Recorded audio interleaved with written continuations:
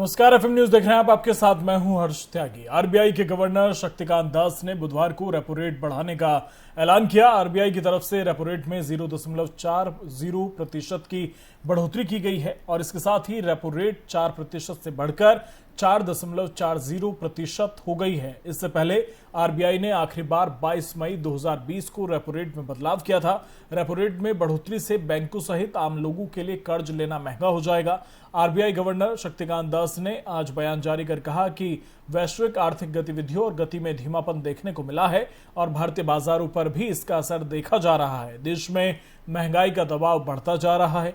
Commodity market में भी कमी देखने को मिल रही है। मॉनेटरी नीति पर रूल बुक के हिसाब से काम नहीं होता है।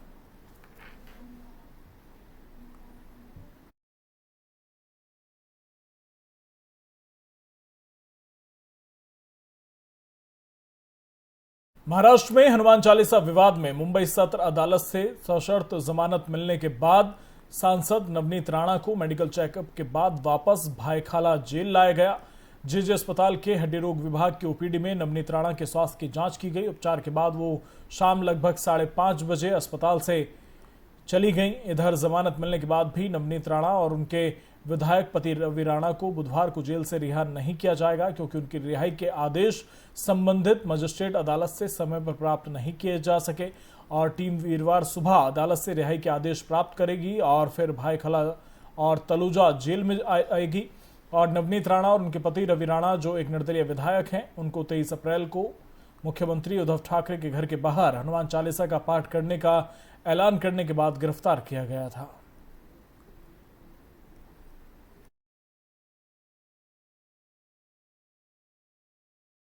केंद्रीय गृहमंत्री अमित शाह 5 मई से 2 दिनों के पश्चिम बंगाल दौरे पर जा रहे हैं। विधानसभा चुनाव के बाद अमित शाह का ये पहला बंगाल दौरा है। बीजेपी ने पिछले विधानसभा चुनाव में ममता बनर्जी को कड़ी टक्कर दी थी। हालांकि पश्चिम बंगाल में बीजेपी को हाल ही में आसनसोल लोकसभा सीट के उपचुनाव में हार का सामना करना पड़ा। अब बीजेपी की नजर आगामी 2024 के लोकसभा चुनाव पर है और ऐसे में अमित शाह का बंगाल दौरा काफी महत्वपूर्ण माना जा रहा है। पिछले साल मार्च अप्रैल में बंगाल में हुए विधानसभा चुनाव में पार्टी की हार के बाद अमित शाह का राज्य का यह पहला दौरा होगा।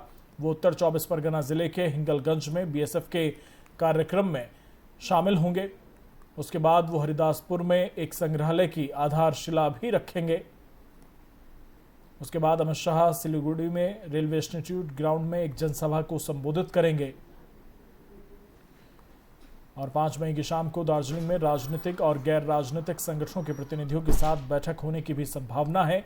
और 6 मई को शाह कूच बिहार के 3 बीघा कॉरिडोर में बीएसएफ के कार्यक्रम में शामिल होंगे और दोपहर में कोलकाता में शीर्ष बीजेपी नेताओं के साथ बैठक करेंगे और फिर उसी दिन वापस दिल्ली के लिए उड़ान भरेंगे।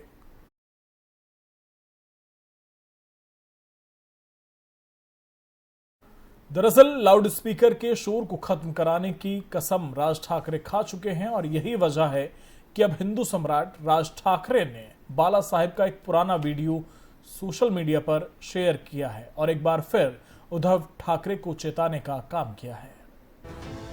महाराष्ट्र में अल्टीमेटम के बाद राज ठाकरे का एक्शन। चाचा की राह पर निकले राज ठाकरे ने फोड़ा वीडियो बम। बाला साहब का पुराना वीडियो शेयर कर उद्धव पर बोला हमला। राज ने उद्धव को दिलाई बाला साहब ठाकरे के सिद्धांतों की याद। खुले पत्र के जरिए देशवासियों से भी की एकजुट होने की अपील। महाराष्ट्र में जिस तरीके से अजान और हनुमान चालीसा को लेकर बवाल मचा हुआ है, अब इसी कड़ी में राज ठाकरे ने एक और वीडियो बम फोड़कर अपने भाई उद्धव ठाकरे को चौतरफा घेरने का काम किया है। दरअसल बाला साहब ठाकरे के उत्तराधिकारी बनने की होड़ इन दोनों भाइयों में मची हुई है और यही दरअसल वजह है कि अब एक बार फिर से राज ठाकरे ने अपने चाचा को याद करते हुए उद्धव ठाकरे को बाला साहब के सिद्धांतों की याद दिलाने का काम किया है। दरअसल अल्टीमेटम ओवर होने के बाद अब एमएनएस की ओर से एक्शन शुरू हो चुका है और इसी कड़ी में हिंदुत्व की राह पर चलने वाले राज ठाकरे ने दिवंगत बाला साहब ठाकरे के भाषण का एक पुराना वीडियो ट्विटर पर शेयर किया, जिसके बाद से ही महाराष्ट्र की राजनीति में एक बार फिर से उबाल आ गया है। दरअसल 36 सेकंड के इस वीडियो में बाला साहब कड़े शब्दों में ये कहते नजर आ रहे हैं कि लाउडस्पीकर बंद होना चाहिए। 36 सेकंड का ये वीडियो दरअसल मराठी भाषा में है, जिसमें बाल ठाकरे ये कहते सुनाई पड़ रहे हैं कि महाराष्ट्र में जब हमारी सरकार आएगी, सड़क पर होने वाली नमाज को बंद किए बिना हम खामोश नहीं बैठेंगे। धर्म ऐसा होना चाहिए जो राष्ट्र के विकास के आड़े नहीं आए, लोगों को तकलीफ ना हो, और अगर हमारे हिंदू धर्म की वजह से ऐसा होगा तो हम उस पर भी गौर करेंगे, लेकिन ये लाउडस्पीकर मस्जिद से नीचे जरूर आएंगे। ज्या दिवशी माझं सरकार या महाराष्ट्रामध्ये येईल त्यावेळेला रस्त्यामधले नमाज आम्ही पडल्या बंद केल्याशिवाय राहणार नाही।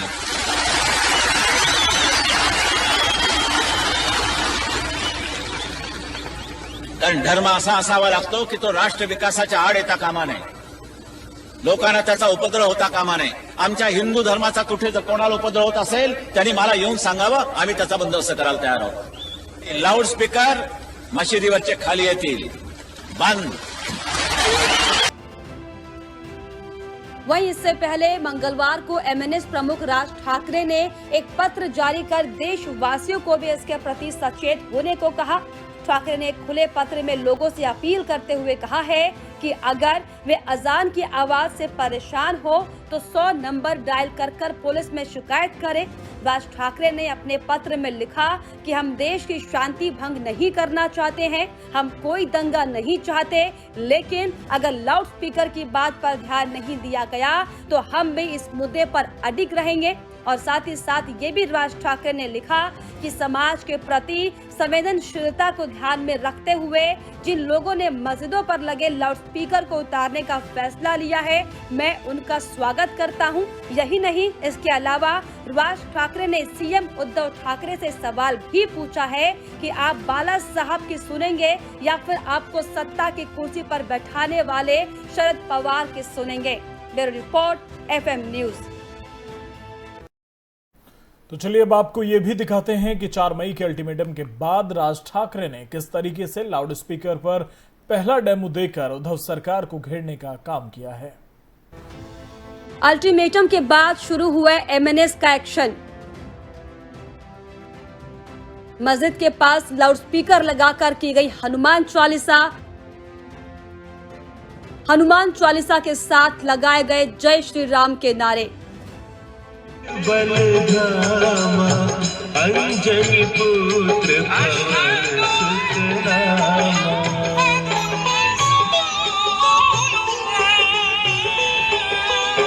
महावीर विक्रम बजरंगी, कुमति निवार सुमति के संगी। हनुमान चालीसा का ये राग सुनकर आपको जरूर ये लगा होगा कि क्या ये तस्वीरें हाल ही में यूपी में उठे लाउडस्पीकर विवाद की हैं? तो आपको जरा क्लियर करते हुए ये बताते हैं कि तस्वीरों में हनुमान चालीसा का जो राग सुनाई दे रहा है, ये उत्तर प्रदेश नहीं बल्कि महाराष्ट्र का है। दरअसल राज ठाकरे की ओर से दिए गए अल्टीमेटम पर जब उद्धव सरकार ने गौर फरमाना जरूरी नहीं समझा तो एमएनएस ने अल्टीमेटम देने के बाद अपना एक्शन दिखाना शुरू कर दिया है। सरकार को चेताने के लिए मुंबई के 4 कोप इलाके में सुबह 5 बजे की नमाज के दौरान मनसे कार्यकर्ताओं ने लाउडस्पीकर पर हनुमान चालीसा चलाया और मस्जिद के बाहर हनुमान चालीसा का पाठ किया गया है, जिसमें सुबह लाउडस्पीकर पर होने वाली अजान को काउंटर करते हुए बड़े बड़े स्पीकर लगाकर हनुमान चालीसा गाया गया, जिसका वीडियो मनसे कार्यकर्ताओं की ओर से भी शेयर किया गया है। इतना ही नहीं, यहाँ पर लाउडस्पीकर लगाकर जय श्री राम के नारे भी लगाए गए हैं।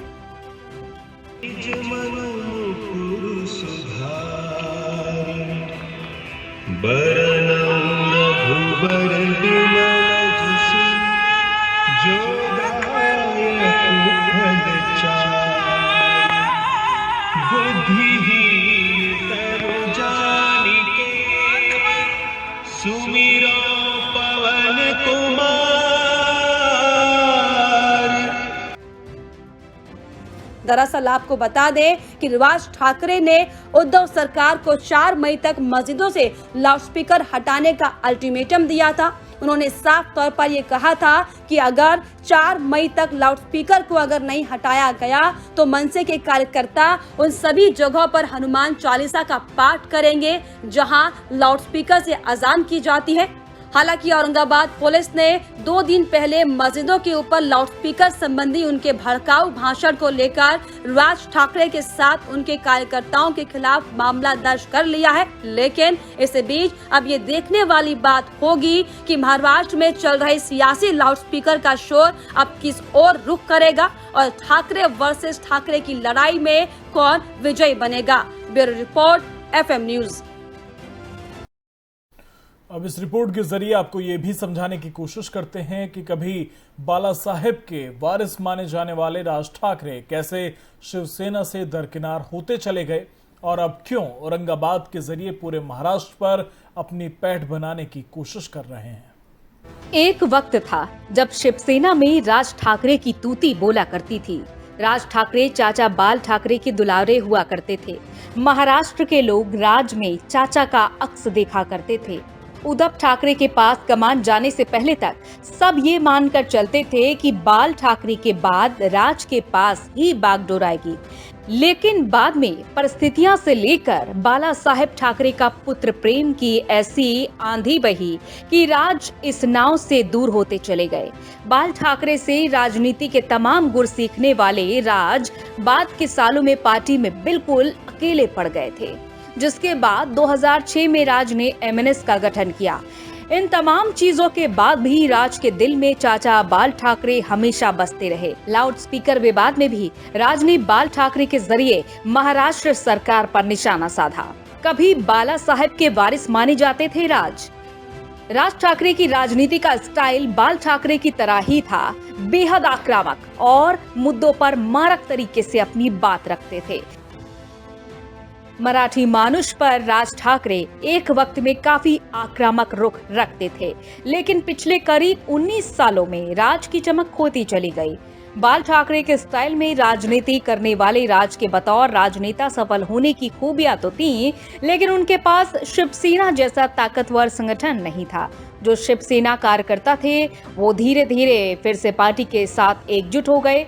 शिवसेना में निश्चित तौर पर राज ठाकरे को वो सम्मान नहीं मिल पाया जिसके वो हकदार हुआ करते थे। भाषण शैली से लेकर चाल ढाल, पहनावा और चाचा बाल ठाकरे की तरह बेहतरीन कार्टूनिस्ट राज ठाकरे 5 ब्रांड नेता हैं। शिवसेना में दरकिनार होते चले गए राज। 2003 में जब महाबलेश्वर में शिवसेना का अधिवेशन हुआ था, इसी अधिवेशन में राज ठाकरे ने उद्धव ठाकरे को अध्यक्ष बनाने का प्रस्ताव रखा था। इस प्रस्ताव को तुरंत सर्वसम्मति से मंजूर कर लिया गया था। इसके बाद उद्धव शिवसेना के कार्यकारी अध्यक्ष बनाए गए और यही वो दिन था जिसके बाद वो पार्टी से दरकिनार होते चले गए। पार्टी में उद्धव का सितारा चमकने लगा। 19 साल पहले जो खोया वो बाल ठाकरे के जरिए फिर करेंगे हासिल।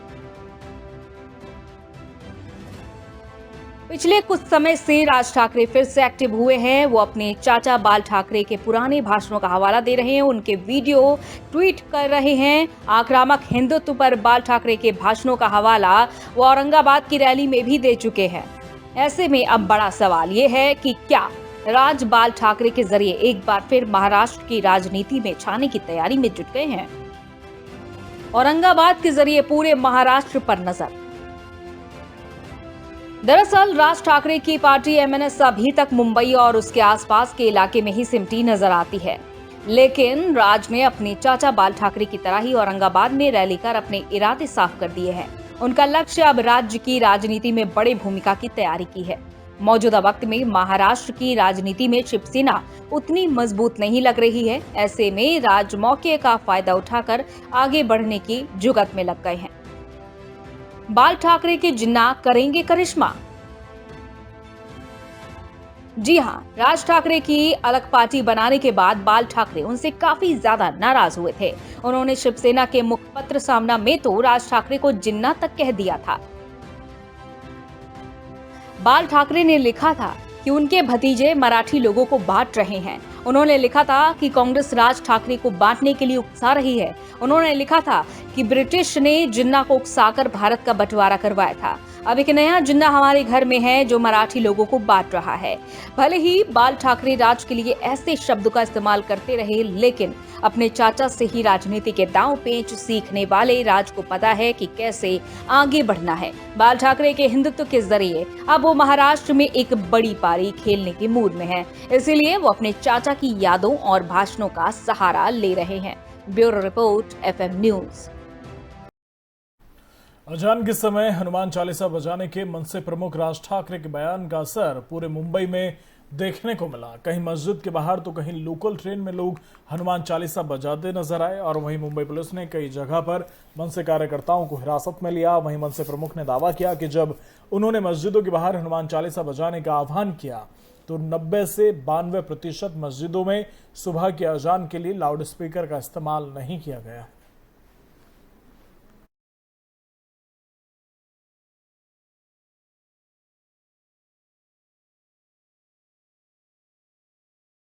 महाराष्ट्र में लाउड स्पीकर को लेकर विवाद लगातार गहराता जा रहा है। राज ठाकरे के अजान के समय हनुमान चालीसा के पाठ पर भूचाल मचा है।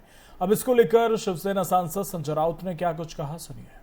महाराष्ट्र में शांतता है, कोई प्रोटेस्ट नहीं है।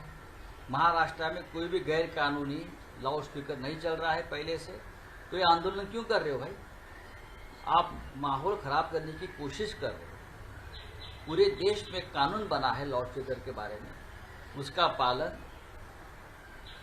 इस देश के प्रदेश में हो रहा है। तो नई बात क्या है उसमें?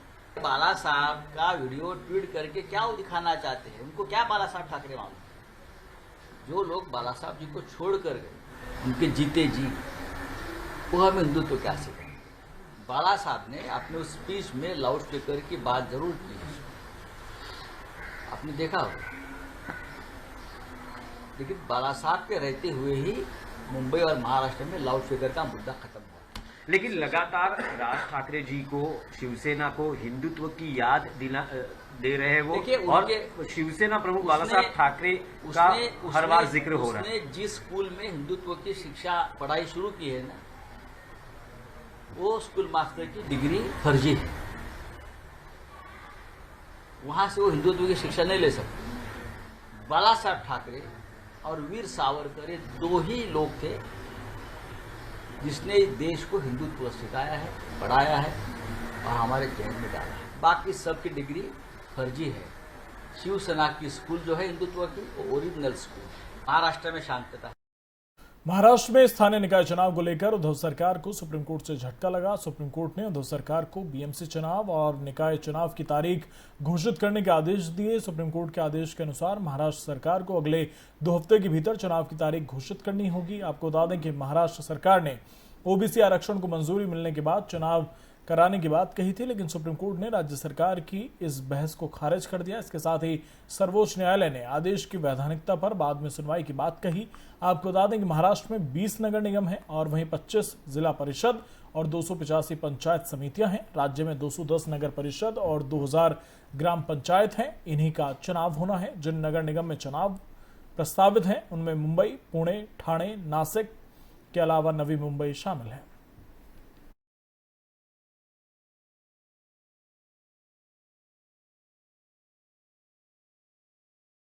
जोधपुर में हुई हिंसा को राजस्थान के सीएम अशोक गहलोत ने एक तरफ जहां अपनी सरकार की पीठ थपथपाई, वहीं दूसरी तरफ उन्होंने पूरे देश भर में बीजेपी पर अशांति फैलाने का आरोप लगाया है।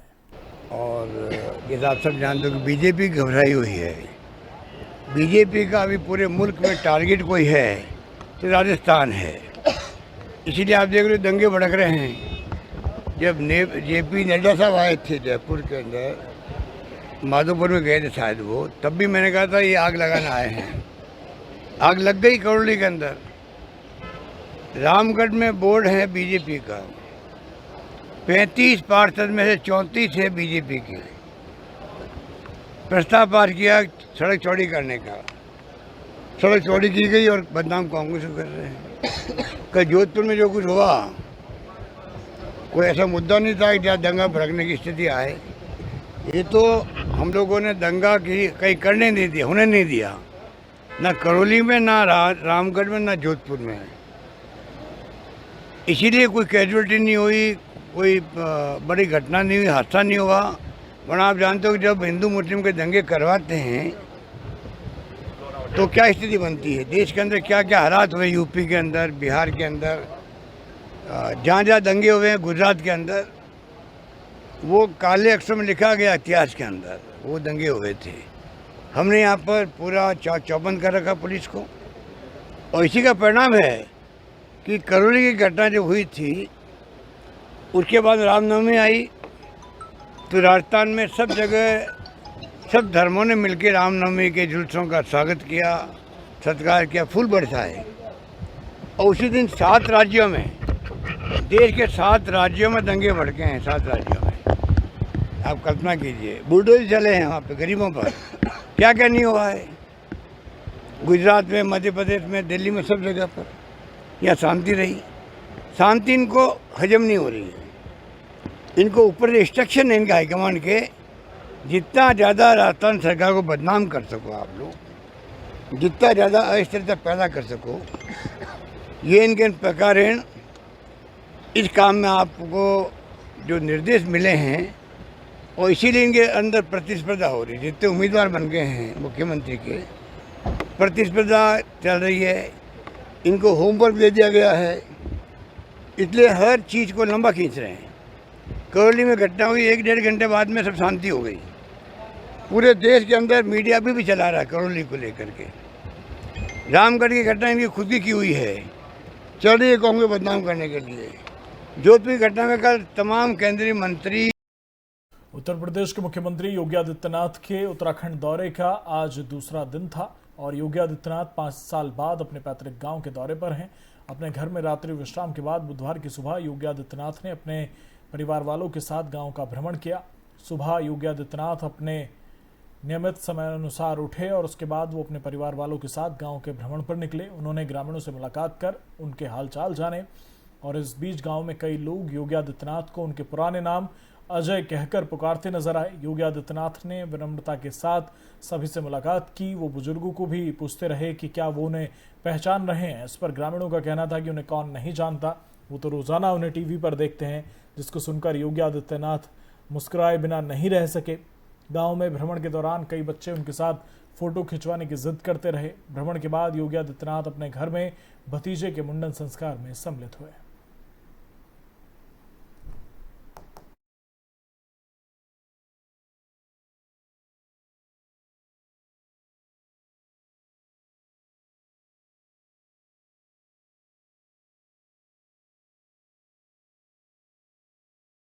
बहुत अच्छा लग रहा है, सबको खुशी हो रही है, सब मिल रहे हैं, पूरी जनता आ रखी है यहाँ, सब मिल रहे हैं, उनसे सब आशीर्वाद ले रहे हैं उनसे। तो आपसे भी बात हुई होगी, क्या उन्होंने पुराने बचपन के दिनों को याद किया होगा, क्या क्या कहा? नहीं, हमसे अभी ऐसी बात कुछ नहीं हुई। अभी हम मतलब लोगों के साथ मिले, पर ये नहीं कि हम अकेले में अभी नहीं मिले। ऐसा बातचीत नहीं हुई कुछ नहीं अभी। तो क्या आप बचपन में वो यहाँ रहते थे, उसकी आपको कुछ यादें होंगी कि वो कैसे यहाँ, कुछ आपकी यादें होंगी? बचपन की यादें तो बहुत रहती हैं, वो तो अब मतलब कोई बड़ा अध्याय हो जाएगा, बुढ़ापे तक भी नहीं भूल सकता बचपन की यादें तो। या फिर तो उन्होंने हमारे साथ मतलब। ललितपुर की घटना में आरोपी इंस्पेक्टर को पुलिस ने प्रयागराज से गिरफ्तार कर लिया है। इंस्पेक्टर तिलकधारी सिंह सरोज पर पाली थाने में गैंगरेप पीड़िता से रेप का आरोप लगा था, जिसके बाद मामले में लगातार उसकी तलाश की जा रही थी। पुलिस ने आरोपी इंस्पेक्टर को दबिश देकर प्रयागराज से गिरफ्तार किया। आरोपी को फोन की लोकेशन के आधार पर पकड़ा गया है। आपको बता दें कि ललितपुर के पाली थाने के इंस्पेक्टर पर दुष्कर्म का आरोप लगा है, जिसके बाद से आरोपी इंस्पेक्टर फरार था। मामले में वरिष्ठ अधिकारियों ने इंस्पेक्टर समेत 6 लोगों पर एफआईआर दर्ज की है। मामले में एडीजी जोन ने कार्रवाई करते हुए पाली थाने के पुलिसकर्मियों को लाइन हाजिर कर दिया था।